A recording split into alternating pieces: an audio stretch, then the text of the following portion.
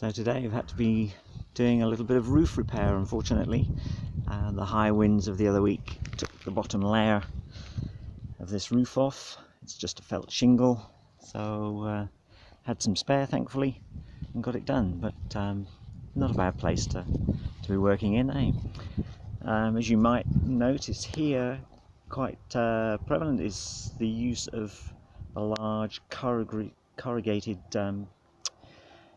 asbestos sheeting. It's quite widely used. We have it also, so it's a problem for the future somewhere, to dispose of it and what have you. But be careful if you're thinking of buying here. It's as I say, it's used an awful lot, particularly in the alpine areas. So anyhow, take care. We'll have enjoy the day. Bye bye.